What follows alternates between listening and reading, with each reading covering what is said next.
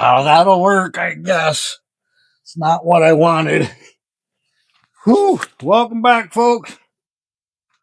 My name's Darren. I work on 1968 to 1972 truck. This week we're working on air conditioning, even though it's not going to seem like we're working on air conditioning. The snowball effect. I mentioned it in some other videos. You guys are familiar with this, just working on any vehicle. My main concern is get the air conditioning working in this truck for next summer. Wife and I like this truck. It's just too hot and muggy to drive it. So we want to use it more. It's a driver, but I want the original style air conditioning. It's going to be something I haven't done before. New and different and fun, but back to as original as I can make it. So in that process, we realized that I don't want to do these jobs twice. So while I got this apart working on the air conditioning and the battery box and all that stuff out, might as well replace the inner fender. We had to tear the front end apart to get to this. Now there's an issue with the fender, and I just noticed what it was.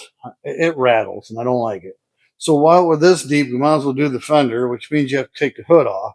My lovely wife come out today and was in the shop helping take the hood off and put it on the roof, which I don't like, but I'm limited on space this time. One thing to keep in mind, if you take the hood off and put it on the roof, that's fine. I put a pad up there, but the hood comes around the doors. So whatever's inside the truck is going to stay inside the truck for a while. I mean, you can move it and manipulate it, but you might bump your glass, you might scratch the roof. So just be conscientious of that. And something I didn't think about is, in order to take this fender off, because we want to replace the inner fender to do all this air conditioning work, you have to take the cowl off. This snowball effect just keeps rolling. In order to take the cowl off, you got to take the wipers off. So that's where I was getting to. But to get this cowl off, there's 2 bolts behind here. And in order to get to those, you got to get that cowl off. That's what I'm talking about. Those 2 bolts are the ones located like on this one. See the fender bolts here on the 68? You've got to get those off the 72. So I have to take that cowl off. Well, in order to take that cowl off, you got to open the door because there's a screw right in the door jamb. And we're back to the roof being on there. So I kind of created a little headache for myself.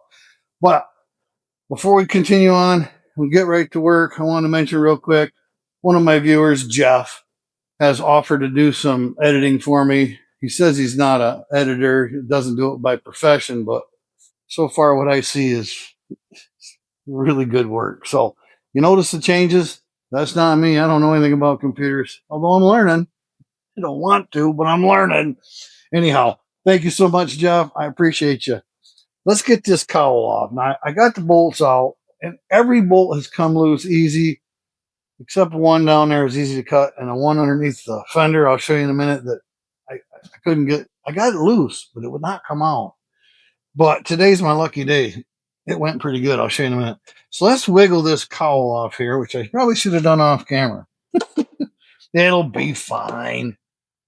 By the way, I replaced this rubber seal, the hood seal, when it sits down, about 10 years ago. I'm starting to see it's getting a little bit rough. Actually, you could think it looks original now. But I replaced everything with stainless steel screws. And today, things came apart very, very easy. I don't know what our issue is here. It seems to be sticking like it's glued. I assume that rubber has gotten hot through the last 10 years. Now it's a little sticky. Just got to peel her loose. Just lift up on it gently. I swear it's got a screw in it. Oh, it does not have a screw in it, but I've got a screwdriver handy so I can just wiggle in here and not hurt anything. At least I hope. Well, it's got to be done. So, yeah, that's all it was. Old rubber, just like glue on there. You can hear it breaking loose. Maybe you can hear it. She's kind of stuck on there better than I would have thought. Let's wiggle the other side. All right, get in there. I'm just going between the rubber and the cowl. If I scratch anything, it's an area that you can't see. So that's why I'm doing it this way. I cannot believe how stuck on that is. You know, 10 years. It feels like I did it yesterday. I'm not kidding you. Time flies. I cannot, I just, hard to believe. I did not put sealer in there or anything because I wouldn't want to have to do what I'm doing right now. Unbelievable. Come off of there. Oh, heard it again. We're getting there. I make everything look easy, don't I? No, I don't. I thought I was going to today. I should have known better. Come on. If it was easy, everybody'd do it. Oh, gracious. Well, finally. I generally get these half off on one side, then go to the other side. I don't know. I feel like you got better control. At least I do.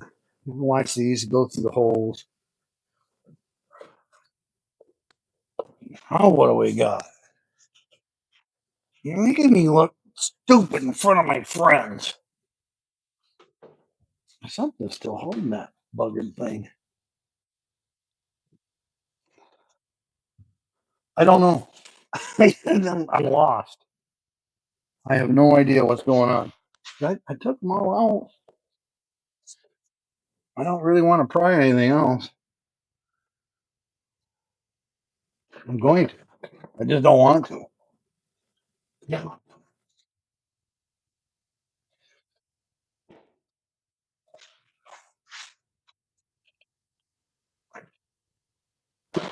God gracious. All right. Like I said, I make everything look easy. Ah. This is why I don't have any room in the shop. I just keep taking stuff apart.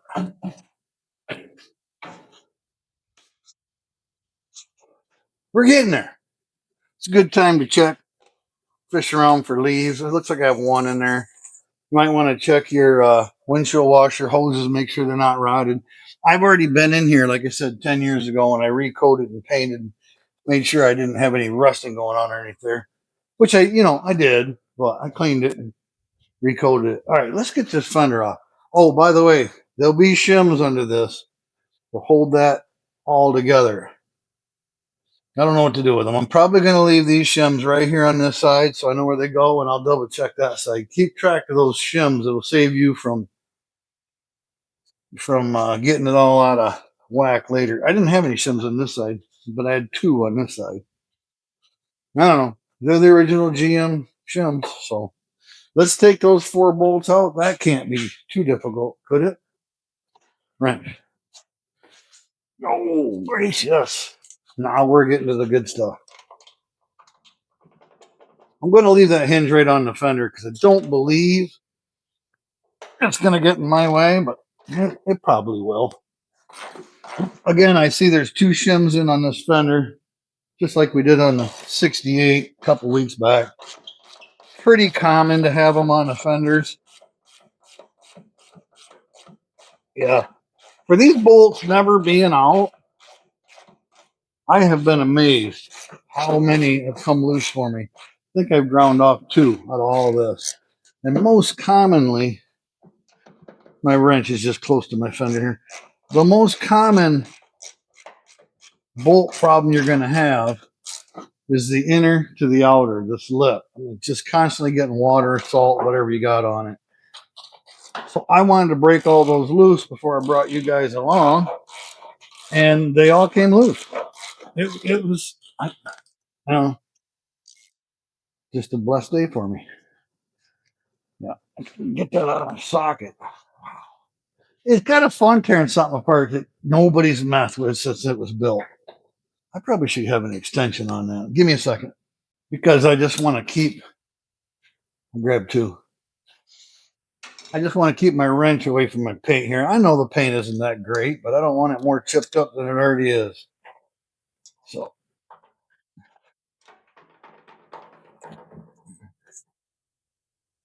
they're generally pretty tight.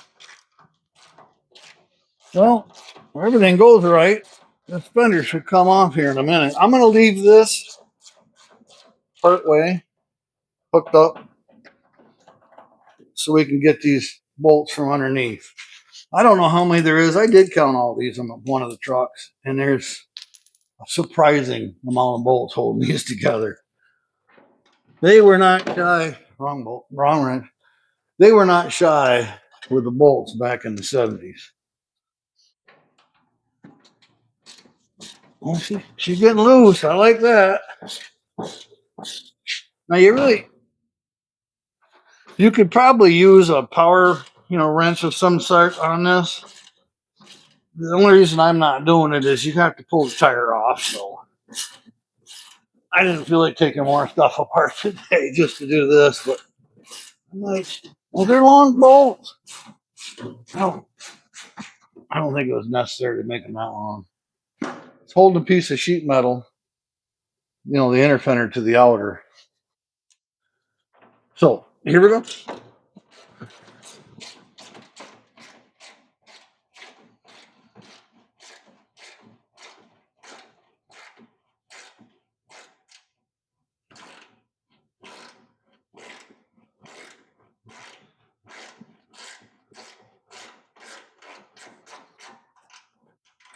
That one got tight at the end, and I should mention that to you. These bolts go all the way through the nut. It's one of them slip-on nuts, and sometimes the threads will get rusted on the backside. So you'll get it loose, and it'll feel like it's going to come right out. But when it gets near the end, sometimes they get rusty and get hard to get out. Most of the time, I'll take in that situation, and I will retighten and loosen a few times to kind of work that rust off. Not a good idea with these fenders. What'll happen is you'll move that slip nut thing and eventually tear it up. So I like that practice normally, but in this situation, it's not probably a good idea. Just stay with it, firm and consistent, and you should be good. If I can do it, you can do it. I feel like I have a lot of bad luck with this stuff, but it's normal.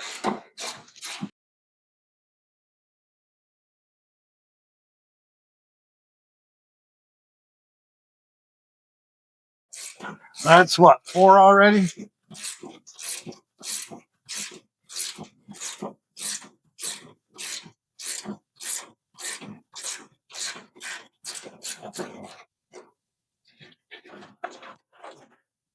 Two more, and then we'll figure out what I missed.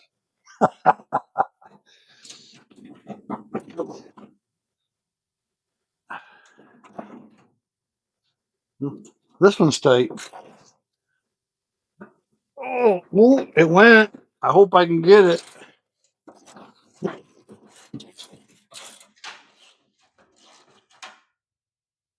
Nope. It spun around.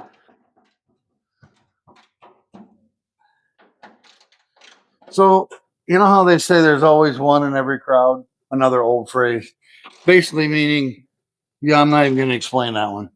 But there's always one bolt in every fender. I'm going to get them all but one, and it's going to have to be ground off. Well, maybe two. Yep, two of them. So I got them loose, but they ended up twisting on. I'm going to grind the heads off those two, and I'll be back.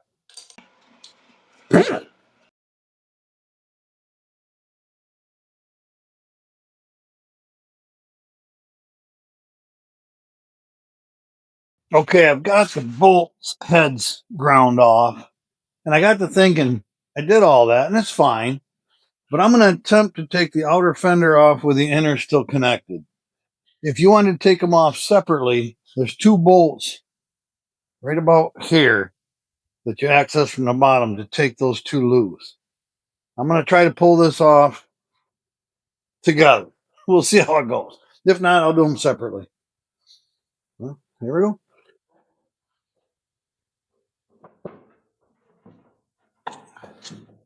A little heavier this way, but I just soon take it off. That's going to work. If I didn't forget anything. Oh, I take this off, and I can separate them later. There I am. Yeah, that worked out great. Let's just set this down and I can show you all my issues. We're going to fix. All right. Gentle, easy, gentle.